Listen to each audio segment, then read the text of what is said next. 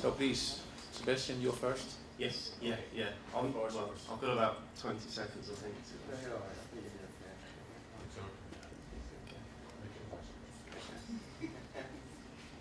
So yeah, Ollie asked me to provide a bit of an introduction to the video that he's put together for the Irwell catchment project. So just a bit of an introduction of where we're looking at here.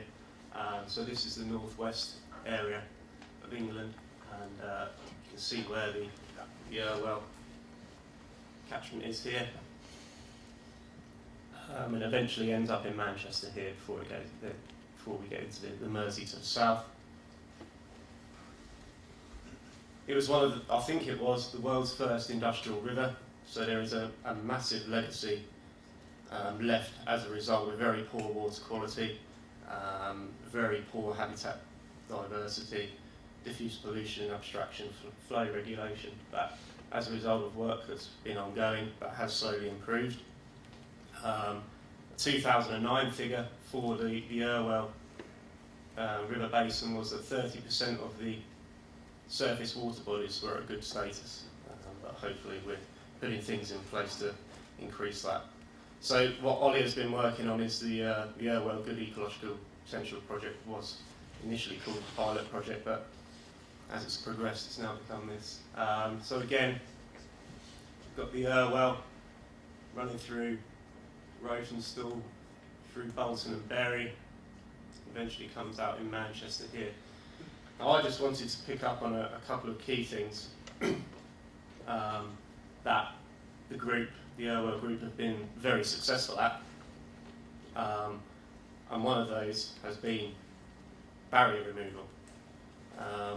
They've managed to remove 17 weirs in 2 years, and I don't think there's another watercourse in England that has managed to achieve that, and for a cost of £250,000, which is very efficient, and we've now got a very streamlined process and a good protocol to get in and get these done quickly. And again, they've become a bit of a showcase in England for this type of work, and there's a lot of interested parties that come and see what has been going on. This is Presterly Weir, and this one was actually removed during a live workshop that was run by the Environment Agency. So a couple of before and after shots there. And another one, the Goshan Weir. A couple of examples of what they've managed to achieve very successfully. The second thing that they have been very good at is engaging and communicating with stakeholders, with communities, with other local interested parties, councils and rivers trusts. There's been numerous conferences and workshops, again the most recent one being the live removal of Presterly Weir, alongside a more formal workshop. They've set up various restoration learning hubs and carried out numerous river corridor walkovers with local communities and interested groups. They've also developed river model toolkits and gone into various schools. Another way of effectively engaging with the important younger generations and holding these teacher-to-teacher events.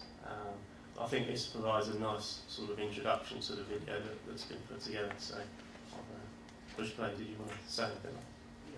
Yeah.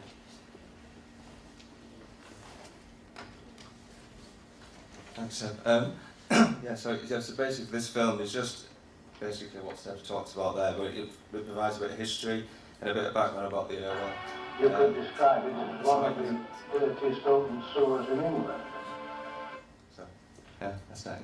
And it sort of gives some examples of some of the partnership working that we've done. Because one thing we're very good at, I think, on the Irwell is the stakeholder involvement side, and sort of linking with restoration to the socio-economic benefits. So, at one time, they used to reckon that it changed colour every half mile or so. It would be bright blue, and then it would be brown, and then it would be yellow. There were different works, dye works in particular, put their waste into the river.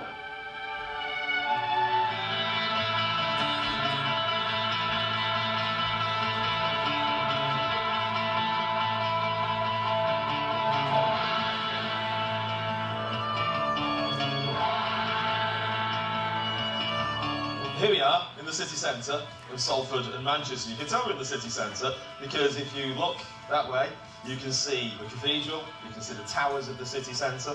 We're on the River Irwell, which sometimes I think people don't even realise we have in Manchester River, but we've got this grand river here, and it's getting cleaner.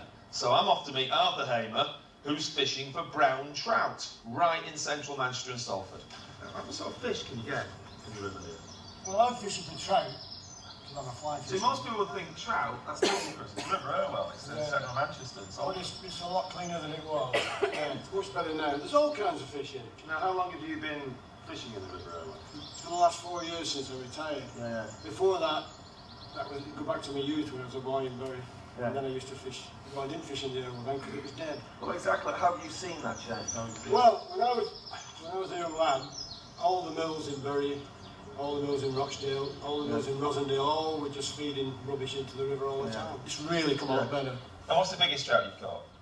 The biggest is probably about 18, 20 inches long. Well, if you're going to have a fish, I think you need to show me how you cast off, perform your magic. Thank you very, very much for your time. Good luck. Catch one of those trout.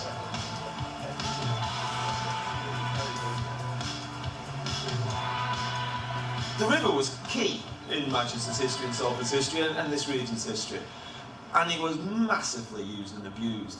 The river water would have been used in factories, and then any waste would have been thrown back out into the river water as well. It helped directly with trade. So not only did you throw all your rubbish in here and extract some of the water for other purposes, but you also put your products on the boats and took them across the world. You could get raw cotton up the river to work in your factories. You could get the vegetables of West Lancashire up the river. So although Manchester began and Salford began to turn their backs on the river because it was a stinking mess in the 19th century, it was still massively well used. So the River Irwell is more than just a body of water that happens to flow through the city. It was an artery for the city. It was a bit of a lifeblood for the city.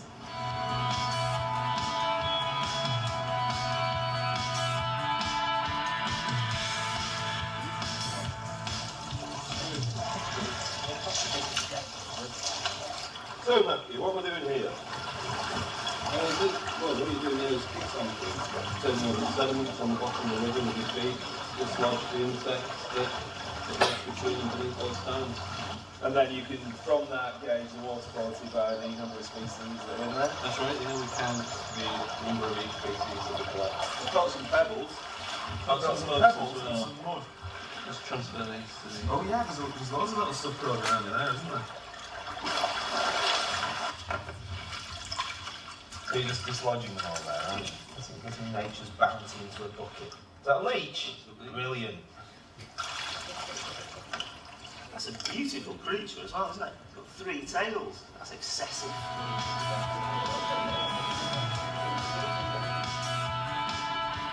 I'm at Seymour Road Academy, Year 4, in the Edgerton classroom, named after Francis Edgerton, who created the Bridgewater Canal. There's water links everywhere here. Helena, why are you doing a model here? What is this model about? We needed to redesign it because the state of the River Medlock wasn't very good, and we made the river look more fresher and more blue. If you had to choose your absolute favourite bit of this remarkable work, which would it be? The bike track, because it wouldn't be very easy to go on a bike with grass. There's bins, so you can put your rubbish in a bin, not just in the river. So this is like an ideal river, isn't it? Do you think it's what you'd like to see in an ideal river? Yeah, definitely. Well, this is the Clayton Vale Health Hall. Look at this beautiful selection of healthy-looking people. Are you healthy? Why do you come on this walk, sir? Why do you come on this walk? Healthy walk, and it's a good exercise. Gets you out and about. So Beth, you organise these walks? Yeah, I mean walking's a great way of getting people doing exercise without really realising you're doing much exercise. We meet every week and a lot of people come on more than one walk a week, offering something that's different to the gym or an exercise class that people can get out in nature as well.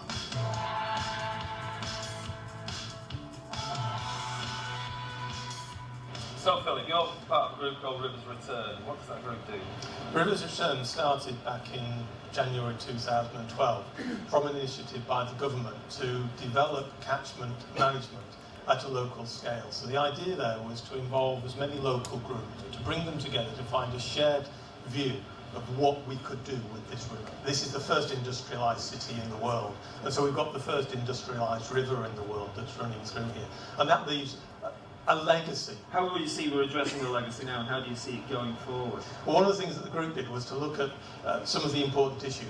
So things such as the invasive species that we can see on the bank opposite us, things such as access. What can we do to improve access? What actions can take place? Would it be possible to put a bridge across? We've got to concentrate on getting the river clean, dealing with the pollution, dealing with things like litter, so that it's an encouraging place, an exciting place to be. All the work that we need to do to bring back wildlife. There are kingfishers just across the way there. But can we do more? Can we bring more back into here to make this a really vibrant place for people to come to visit? And do you think we can? Absolutely. Rivers define landscapes. Industry follows the rivers, canal systems follow the river, because you can use the river in that industrial moment as a resource.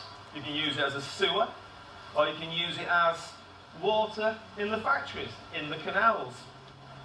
And then the industry can disappear. It can go away. So here we are by the 19th century Ashton Canal, a wonderful piece of engineering, and then you can move across and look at this miracle of transformation here. The Etihad Stadium, Manchester City's home ground, and see now the huge investment, including a school, a reserve football pitch, a whole campus here. And this has been made available, this land, because of the death of that industry. So we have now one of the richest football stadiums in the world, where one of the richest industrial places in the world used to be. So from all that energy and ugliness associated with industry, we've now got beauty and leisure married together. We're at Salford Quays in Dock 9, the longest of the docks in Salford Quays, which is about 600 metres long. And I've got Dave here, who I've just learned has swum the English Channel 3 times. So describe what's going on there. Basically, it's an open water swimming session for about 200 people. A lot of them are training for triathlons, they're all great swims, and a lot of them are just kind of really attracted by the idea of swimming in the great outdoors. But for many people, the notion of coming to a docklands and swimming around is absolutely crazy. I mean, do you still understand their point of view? No.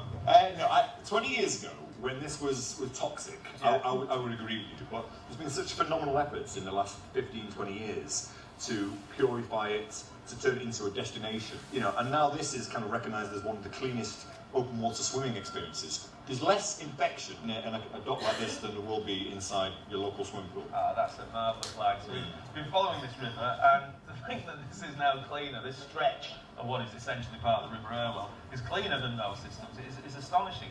Thank you very much, Dave. You're doing a marvellous job. The river runs and time changes. We've seen parts of this river system that were the most polluted in any river system in the world. But now look here behind me.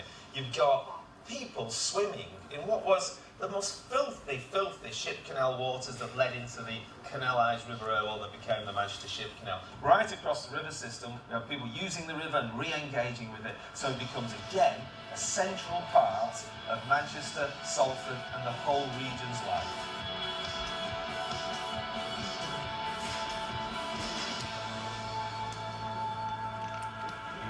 Thank you. Cheers, sir.